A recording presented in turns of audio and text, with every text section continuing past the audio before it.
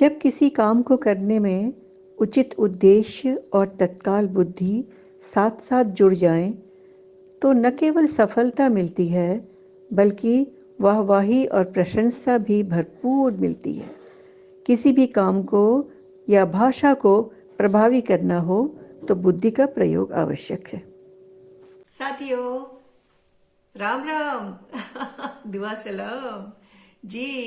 आमने सामने में आपका स्वागत। आ गए ना अपना अपना करके काम वाम।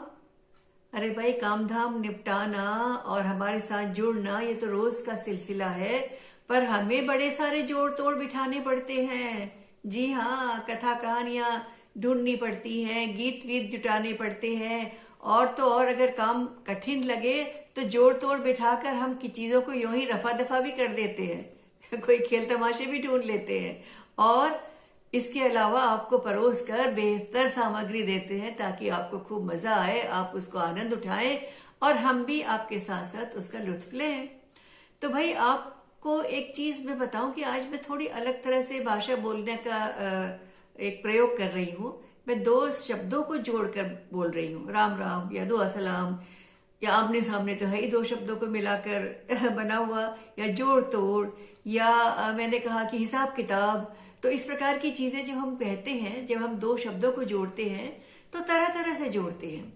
कई बार हम एक ही शब्द को बार बार कहते हैं, जैसे राम राम कहा, या मैंने कहा कि रोज रोज कहा। तो इस तरह हम दो शब्दों को इकट्ठा एक साथ जोड़ते हैं। कई बार हम निरर्थक शब्दों को जोड़ देते हैं, जैसे हमने कहा रोटी वोटी या गाना वाना। इस प्रकार से तो गाना का तो अर्थ होता है, वाना का कोई अर्थ नहीं होता। कई बार हम एक से अर्थ वाले शब्दों को भी जोड़ते हैं, जैसे खाना पीना। दोनों से कुछ खाने का भाव स्पष्ट होता है, तो खाना पीना कहा। या हमने कहा कि किताब कॉपी, तो दोनों चीजें पढ़ने की हैं। कॉपी किताब, वो भी दोनों चीजें पढ़ने की हैं। तो कभी हम ऐसे शब्दों को जोड़ते हैं, दो शब्दों को, और कभी कभी हम विपरीत अर्थ वाले शब्दों को जोड़ते हैं जिनका अर्थ उल्टा होता है, उल्टा पुल्टा, और या आमना सामना, या रात दिन, या सवेरे शाम, या दिन रात। तो इस तरह के शब्दों को जोड़कर जब हम वाक्य बनाते हैं तो उससे क्या होता है, हमारी कही बात का प्रभाव ज्यादा पड़ता है, और वो प्रभाव जो है वो आपको प्रभावित करता है, आपके हृदय तक पहुंचता है। तो हम आपके हृदय को छूने का प्रयास करते हैं, कोशिश करते हैं। तो भाई, आप भी जब बात करें ना तो कोशिश कीजिए कि इस प्रकार का आप तालमेल जोड़े जिसमें सूझबूझ लगती है। जी हाँ, ये कमाल सारा इधर का ही है, दिमाग का। और सूझबूझ का प्रयोग करके आप बातचीत भी करेंगे ना, तो आपको लोग जो है वो आपकी बड़ी तारीफ करेंगे और आपकी बात को बड़े ध्यान से, बड़े गौर से सुनेंगे। जी। तो जो ये सूझबूझ वाली बात है, आज की हमारी कहानी किस पर है? इस सूझबूझ पर ही है। हाँ जी, सुमन बड़ी सूझबूझ वाली लड़की है। जी हाँ, आपकी तरह की एक छोटी लड़की है जो स्कूल में पढ़ती है और बहुत दिमाग से काम लेती है। हर चीज के लिए उसके पास कोई तर्क होता है। और सुमन सबकी प्यारी है, माता पिता की प्यारी है, अपने सहपाठियों सहेलियों की भी दुलारी है, अपने शिक्षक शिक्षिकाओं की भी बहुत आंखों की तारी है। और सबसे ज्यादा उसको उसको किससे प्यार है? उसको फूलों से प्यार है। सुमन नाम के अनुसार उसका सबसे ज्यादा जो एक चहेता विषय है वो है फूल, बाग, फूलों की रखवाली, बागों में खेलना, बाग में जाकर फूलों से बतियाती है, बातचीत करती है, चिड़ियों के साथ दौड़ लगाती है, उनकी भाषा दोहराती है। तो इस प्रकार के उसके शौक जो है, प्रकृति और जीव जंतु और पेड़ पौधे और मिट्टी जमीन से जुड़े हुए सारे उसके शौक हैं। तो भाई, इसलिए तो उसकी माली दादा से भी बहुत अच्छी दोस्ती है। हाँ, जो स्कूल के माली दादा हैं, जब भी सुमन को समय मिलता वो माली दादा के पास पहुंच जाती है और माली दादा से खूब बातचीत करती है, फूलों के बारे में जानकारी लेती है, घास पतवार, घास फूस उखाड़ती है, और गुड़ाई भी कर देती है, पानी की सिंचाई भी कर देती है, कुछ नहीं तो तितलियों के साथ दौड़ती है और पकड़न पकड़ाई भी खेलती है। जी हाँ, पकड़न पकड़ाई अकेले होती है वो, लेकिन अपनी कल्पना में वो पकड़न पकड़ाई भी तितली के साथ खेलती है। जी। तो सुमन अच्छी अच्छी लड़की है और बहुत पढ़ने में खूब होशियार भी है और अपने हर सवाल का जवाब भी खूब अच्छा देती है और जब समय मिला तो बाग में आकर अपना समय बिताती है। और माली दादा से तो उसकी बहुत अच्छी खासी पक्कम पक्की दोस्ती है। तो साथियों, एक बार की बात है, सुमन की माँ उनको अस्पताल में किसी रिश्तेदार को देखने जाना था और वो छुट्टी का दिन था। सुमन स्कूल नहीं गई थी तो वो उसको ले जाना भी नहीं चाहती थी अपने साथ में और छोड़ के भी नहीं जाना चाहती थी। अकेली थी, घर में कोई था नहीं उस दिन। तो सुमन सूझबूझ वाली लड़की है, तो उसने अपनी माँ को क्या कहा, उसने अपनी माँ से कहा, माँ चिंता क्यों करती हो, तुम्हारा जो जहाँ अस्पताल का तुम नाम ले रही हो वो हमारे स्कूल के रास्ते में ही तो है। स्कूल आता है, उसके थोड़ी सी 5 मिनट बाद अस्पताल है, तो तुम मुझे स्कूल में छोड़ देना। आज छुट्टी के दिन माली दादा काम करते हैं, मैं उनके साथ बाग में खूब काम करूंगी, फूलों की देखभाल करूंगी और पानी की सिंचाई करूंगी और मिट्टी की कुड़ाई करूंगी और उसके बाद जब तुम अस्पताल से वापस आओगी तो तुम मुझे स्कूल से ले लेना। सूझबूझ वाली तो थी भाई सुमन, माँ को बड़ा पसंद आया उसका ख्याल। उसने कहा, हाँ मेरी तो समस्या का भी समाधान हो गया। और माँ ने ऐसा ही किया, तैयार हुई और सुमन को पानी की बोतल भी पकड़ा दी कि भाई प्यासी रह जाएगी तो कहीं पानी जगह जगह का मत पीना, अपना सुरक्षित पानी पीना। और उसके बाद उसने सुमन को कहाँ छोड़ दिया, स्कूल के गेट पर छोड़ दिया और माँ आगे निकल गई। और सुमन गेट के अंदर से, गेट का दरवाजा, छोटा दरवाजा खुला हुआ था, उसके अंदर से भागी और माली दादा आ गई, मैं आ गई, माली दादा मैं आ गई चिल्लाते हुए अंदर भागी। लेकिन माली दादा का तो कहीं अता पता ही नहीं था। सुमन बड़ी परेशान हुई, उसने अपनी नजरों से इधर उधर खोजना शुरू किया, आंखें घुमा घुमा कर देखना शुरू किया। अचानक क्या देखा उसने, एक पेड़ के नीचे माली दादा गिरे हुए पड़े थे। सुमन भागी भागी माली दादा के पास पहुंची, माली दादा माली दादा माली दादा। उसने उनको हिलाने की कोशिश की लेकिन माली दादा तो बेहोश पड़े हुए थे। फिर उसने माथा छुआ माली दादा का, माथा तो तप रहा था। सुमन तो घबरा गई, उसे कहा, अरे माली दादा को तो बड़ा तेज बुखार है। उसने जल्दी से अपनी बोतल का पानी निकाला और माली दादा के मुंह में छींटे डाले। माली दादा ने कराहते हुए आंखें खोली, हाँ कौन है? और उसे कहा, माली दादा आपकी तो तबीयत खराब है, आपको अस्पताल ले जाना पड़ेगा। सुमन सोचने लगी कि मैं अकेले तो माली दादा को अस्पताल ले नहीं जा सकती, तो मुझे तो किसी का सहारा लेना पड़ेगा और ले जाने के लिए सवारी भी चाहिए। सूझबूझ का उसने अपना उदाहरण दिखाया और भागकर बाहर आई और एक स्कूटर रिक्शा वाले को जल्दी से रोका और उसको अंदर बुलाकर सारी बात समझाई और उसे कहा, देखो माली दादा बहुत बीमार हैं, इनको अस्पताल ले जाना पड़ेगा, तुरंत उठाना पड़ेगा और आप आइए आप मेरी कृपया सहायता कर दीजिए। स्कूटर वाला बड़ा प्रभावित हुआ सुमन से कि भाई इतनी छोटी सी लड़की, इतनी अक्ल वाली, इतनी इसने अपनी बुद्धि का सारा वो दिखा रही है, इसकी जरूर मदद करनी चाहिए। और उसने उसको उठाया, माली दादा को उठाया, सहारा दिया और दोनों ने, सुमन ने भी थोड़ा सहारा दिया जितना वो दे सकती थी और दोनों ने माली दादा को लाकर उस स्कूटर रिक्शा पर बिठा दिया। और उसके बाद सुमन ने माली दादा से चाबी मांगी, उनकी जेब में चाबी थी, चाबी दी और उन्हें गेट का ताला भी बंद कर दिया सुमन ने। सूझबूझ क्यों? ये दिखाई सूझबूझ कि अगर गेट खुला रह गया और कोई जानवर आके बाग बगीचे को चर गया और फूलों को नष्ट कर गया, पौधों को रौंद गया तो नुकसान हो जाएगा। तो सुमन ने जल्दी से दरवाजे का ताला बंद किया, गेट का ताला बंद करके आई स्कूटर में और उसी अस्पताल का पता बताया स्कूटर वाले को जहां उसकी माँ गई थी। वो स्कूल के करीब में भी था और माँ भी वहां थी। और भाग के कहाँ पहुंचे, माली दादा को लेकर स्कूटर वाला और सुमन अस्पताल पहुंचे। सुमन के पास पैसे तो थी नहीं, उसने कहा, मैं तुम्हें पैसे लाके माँ से लाके देती हूँ, तुम रुको भैया। और जल्दी से वो बाहर आई स्कूटर से उतर के और एक नर्स को बुलाया। नर्स को बुला के उसने जल्दी जल्दी माली दादा का हाल बताया और एक स्ट्रेचर में लाकर माली दादा को लिटा दिया गया और माली दादा को लेकर अंदर चले गए, डॉक्टर देखभाल करने लगे। इस बीच में फिर वो कहाँ आई, जहां पर रिसेप्शन या स्वागत कक्ष होता है और उसने वहां पर जाकर कहा कि मेरी माँ इस अस्पताल में इस नाम के मरीज के पास मिलने आई है, आप जरा देखकर बताइए वो किस कमरे में है। और जो बैठी हुई थी नर्स रिसेप्शन में, स्वागत कक्ष में, उसने फटाफट रजिस्टर खोला और कहा फलाने फलाने कमरे में आपकी माँ है, और माँ के पास समाचार भिजवा दिया। साथियों, माँ को जब पता लगा कि सुमन अस्पताल में आई, माँ तो घबरा गई। उल्टे पांव भागते हुए पहुंची। कहाँ? वो पहुंच गई जहां पर स्वागत कक्ष था, वहां सुमन थी। और सुमन को देखते ही, सुरक्षित देख के माँ ने उसे गले लगा लिया। लेकिन माँ ने कहा, माँ इसके पहले गले लगा के कुछ पूछती। सुमन ने कहा, रुको रुको माँ, मैं माली दादा को लेकर आई हूँ, माली दादा बहुत बीमार हैं, उनकी देखरेख होनी है और ये स्कूटर वाले को पैसे भी देने हैं।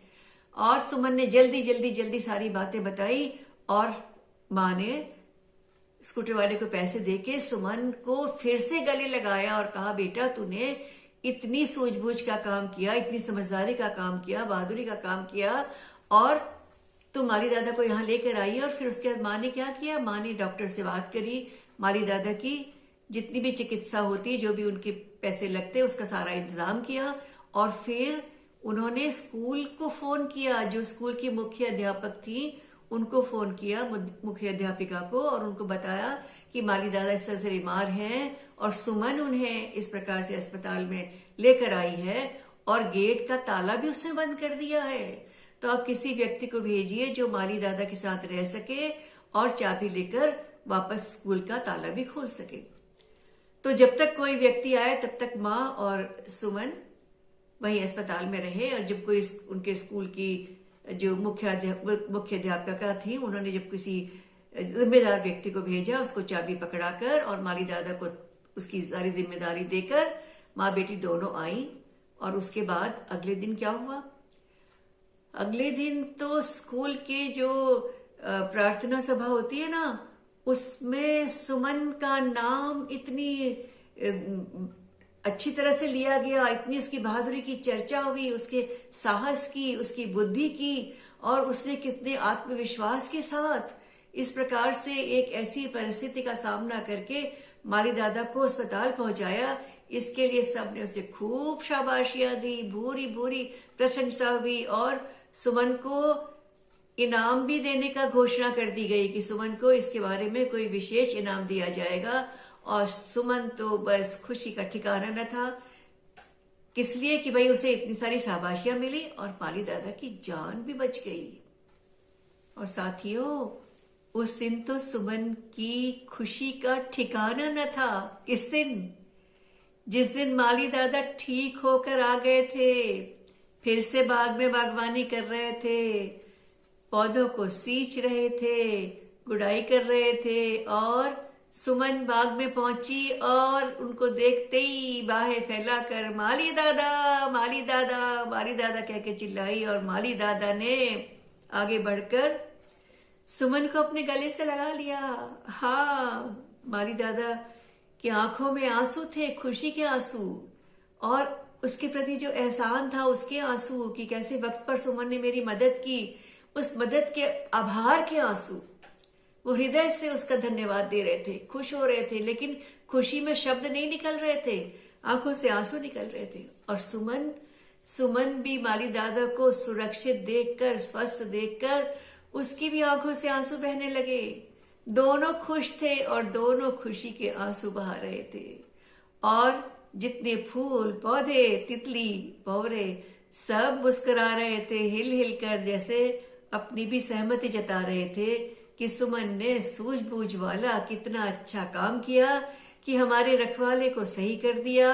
और इस प्रकार से सुमन की सूझबूझ से, उसके वक्त पर जो उसने एक निर्णय लिया और घबराई नहीं, साहस दिखाया, और साहस दिखाकर उसे अस्पताल का नाम भी याद था जहां उसकी माँ लेकर गई थी, किन परिचित को देखने गई थी, उन रिश्तेदार का, उनका नाम भी याद था, उसे अस्पताल का पता याद था।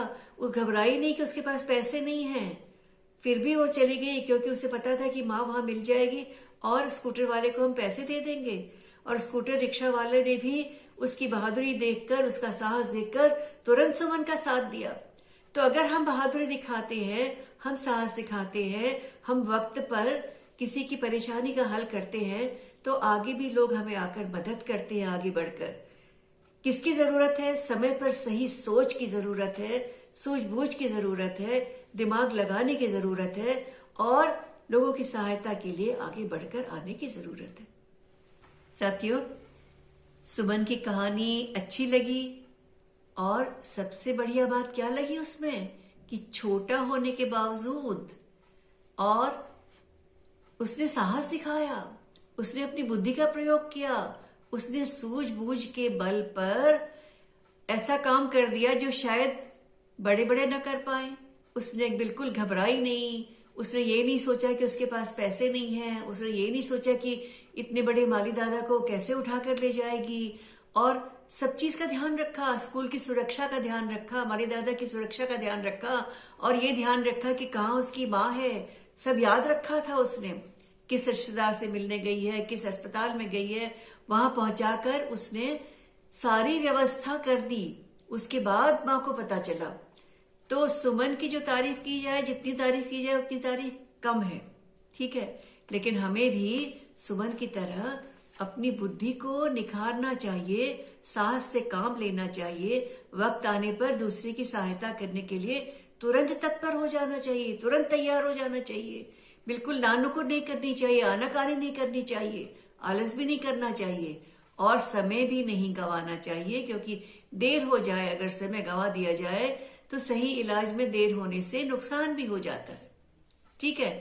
तो मैं आपसे आज सवेरे जब मैं आपका कार्यक्रम पहले आपसे बात कर रही थी, तो मैं आपसे बात कर रही थी कि हम जोड़ों में शब्दों को बोलते हैं। तो चलिए जोड़ों के शब्दों वाली कुछ मजेदार चीज की जाए, ठीक है। कई बार हम उल्टे अर्थों वाले शब्दों को भी जोड़ते हैं, जैसे आमने सामने, हमारा अपना आमने सामने, आमने और सामने, या दाएं बाएं, या ऊपर नीचे, या आगे पीछे, या रात दिन, सुबह शाम। तो इस प्रकार के शब्दों को भी हम इकट्ठा जोड़कर बोलते हैं, ठीक है। और कई बार हम दो शब्दों को जोड़ते हैं जिसमें एक शब्द का कोई अर्थ नहीं होता, जैसे गाना वाना, तो वाना का कोई अर्थ नहीं है। या हमने कहा गोलू मोलू, अब गोलू तो है कोई, लेकिन गोल गोल है बच्चा होता है, गोलू मोलू कहते हैं, तो गोलू का कोई अर्थ नहीं होता। तो इस तरह के निरर्थक शब्दों को भी जोड़ देते हैं। कई बार हम आवाज के साथ जोड़ते हुए दो शब्दों को बार बार कहते हैं, जैसे हमने कहा टिप टिप, तो वो किसका होता है, ध्वनि होती है कि पानी गिरा टिप टिप, या छम छम। तो इस प्रकार के शब्दों को भी हम जोड़ते हैं। तो मैंने एक बहुत लंबी सी सूची बनाई है, ठीक है। और अब हम खेलेंगे एक खेल। मैं कुछ भी बोलूंगी एक शब्द, जैसे मान लीजिए मैंने बोला आगे, तो आपने क्या बोलना है, या तो आगे आगे, आगे आगे भी बन सकता है, आगे पीछे भी बन सकता है, ठीक है। तो आप उससे मिलता हुआ शब्द दोनों जोड़कर बताएंगे। कैसे, जैसे मैं कहूंगी आगे, आप कहेंगे आगे आगे, या आगे पीछे। मैं कहूंगी बुरा, तो आप कहेंगे बुरा भला, इकट्ठा जोड़ के बताएंगे, ठीक है। तो शुरू करें। मेरी लिस्ट जो है बहुत लंबी है, और इस लिस्ट के हिसाब से मैं आपको शब्द बताना शुरू करूंगी। शब्द हम कैसे, ताली चुटकी से ही बताएं, थोड़ा सा मजा आएगा ना, थोड़ा कुछ करने को होगा, ठीक है। तो मैंने कहा रात, रात दिन। अब इस समय मैं कहती जा रही हूं, क्योंकि आप और मैं आमने सामने नहीं है, इसलिए हम खेल तो नहीं पाएंगे, लेकिन आप इस खेल को अपने दोस्तों के साथ, अपने घर वालों के साथ, अपने माता पिता के साथ, भाई बहनों के साथ खेल सकते हैं, ठीक है। तो अब आपको मैं एक शब्द बोलूंगी, उस शब्द को जोड़े में मिलाकर आपको बोलना है, ठीक है। उसके बाद मान लीजिए मैंने कहा, क्या कहा, मैंने कहा सफेद, सफेद काला, राजा, राजा रानी, राज, राजपाट। तो इस तरह से हम खेलते चलेंगे।